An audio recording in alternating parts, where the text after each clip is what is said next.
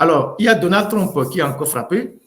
Donald Trump, vous connaissez, c'est un homme assez excentrique, avec une attitude imprévisible.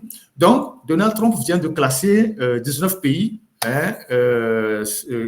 19 pays comme des pays dangereux où ils vont arrêter des pays dangereux, des pays à risque qui seront privés de visa. Non seulement privés de visa, mais les résidents de ces pays qui sont aux États-Unis et qui ont la green card, ils vont auditer la green card de tous ces résidents-là. Ceux qui ont la nationalité n'ont aucun souci à se faire, mais ceux qui sont résidents permanents et donc qui ont la green card, ils vont faire un audit de ces green cards-là. S'il s'avère que des gens ont eu leur green card de manière assez peu catholique, ils seront déportés et ils suspendent les visas en provenance de ces pays-là du tiers-monde. Et c'est une catastrophe que notre pays, le Togo, se retrouve sur cette liste-là. Je ne sais pas fondamentalement qu'est-ce que nous avons véritablement fait pour se retrouver dans cette liste des pays à risque.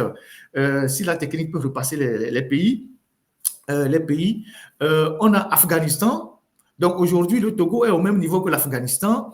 On a Myanmar, on a le Tchad, on a la République démocratique du Congo, non, République du Congo, oui, je ne sais pas trop lequel. On a la Guinée équatoriale, on a l'Érythrée, on a Haïti qui est un pays en difficulté, on a l'Iran, on a la Libye, on a la Somalie, on a le Soudan, on a le Yémen, on a le Burundi, on a le Cuba, on a le Laos, on a la Sierra Leone, on a le Togo, le Turkménistan et le Venezuela. De tous ces 19 pays-là, vous allez voir qu'il y a au moins 15 pays qui sont des pays en guerre. L'Afghanistan, le Tchad, plus ou moins, l'Érythrée, Haïti, Iran, c'est un pays en difficulté, Libye, Somalie, Soudan, Yémen, Burundi, Venezuela, c'est un pays aussi à problème. Qu'est-ce qui justifie le fait que le Togo se retrouve sur cette liste des pays indésirables? Qu'est-ce qu'on a fait? Est-ce que les Américains ont collecté suffisamment d'informations? Parce que le Togo est devenu un pays de contrebande. C'est un État voyou. Le Togo, sous Faure Gnassingbé, sous le père aussi, c'était pareil, est devenu un État voyou, trafic de drogue, trafic d'or, trafic d'uranium, trafic de diamants, blanchiment d'argent. Le Togo aujourd'hui coche toutes les cases d'un État voyou. Le Togo coche toutes les cases d'un État voyou. Donc, ce n'est pas une question de Russie. C'est pas une question de Russie. Si c'était une question de Russie, le Mali, le Niger et le Burkina seraient sur la liste. Ce n'est pas une question de Russie. Arrêtez cette histoire de Russie. Ce n'est pas une question de Russie. Et donc, le Togo coche toutes les cases d'un État voyou. Vous imaginez, quand on veut citer le pays qui vend les pavillons pour les navires poubelles dans le monde, le Togo est dedans. Quand on cite les pays qui font le trafic de l'or, on parlera de l'or tout à l'heure, le Togo est dedans. Contrebande d'uranium, le Togo est dedans. C'est pas blanchiment d'argent, le Togo est dedans. Donc, on est devenu un État voyou. Et donc, du coup, voilà ce qui est en train de se passer. Et ça, c'est pas bon pour la plupart de nos compatriotes. Ceux qui ne peuvent plus se rendre aux États-Unis pour les études, ça c'est un. Ceux qui ne peuvent plus visiter les États-Unis, mais plus grave, ceux qui sont déjà aux États-Unis et qui ont des documents de séjour permanents, on va auditer leurs documents. Et si il s'avère qu'ils n'ont pas obtenu ces documents dans de bonnes conditions, ils seront déportés.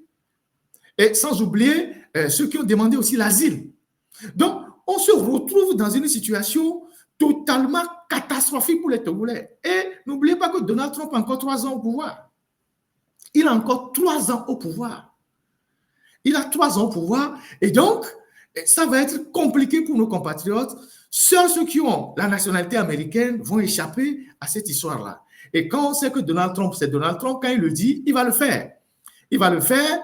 Peut-être qu'il va être bloqué à un moment donné par un juge, mais après il va avancer parce qu'il pose les problèmes en termes de sécurité nationale.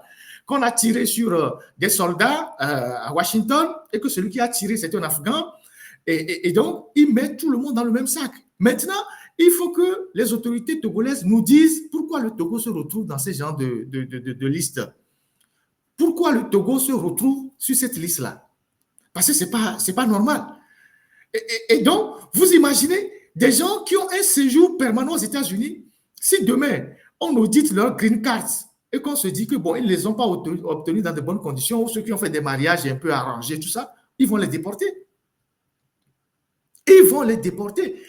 Vous imaginez la gravité de la situation, le stress que les gens vont avoir aux États-Unis, le stress dans lequel les gens vont vivre aux États-Unis ces jours-ci. C'est compliqué. Sans oublier que les visas, il a mis fin au visa. Il va mettre fin au visa. Donc, les étudiants, les visas visiteurs, les visas touristes, si ce n'est pas visite, tout ça, c'est à l'arrêt. Alors, qu'est-ce qu'on a pu faire au bon Dieu pour mériter ça? Donc, ça renvoie toujours à l'éternelle question. Et moi, je ne fais pas la politique. C'est la politique de Faure Gnassingbé qui fait ça. C'est la politique de Faure Gnassingbé qui crée aujourd'hui ces conséquences-là, même jusqu'à ceux qui sont aux États-Unis. J'ai peut-être un cousin ou un frère qui est aux États-Unis, il est tranquille parce qu'il a sa green card, il se dit, moi je ne me mêle pas de vos histoires du Togo, là j'ai rien à foutre, il y a une donne dans nos politiques. Mais il se fait qu'aujourd'hui, la manière dont Faure gère le pays le rattrape. Les trafics de passeports de service, toutes les conneries qu'ils ont eu à faire.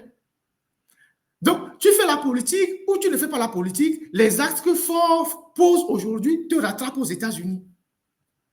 Donc, nous devons nous poser les bonnes questions par rapport à cette histoire de Donald Trump qui veut passer au scanner les green cards.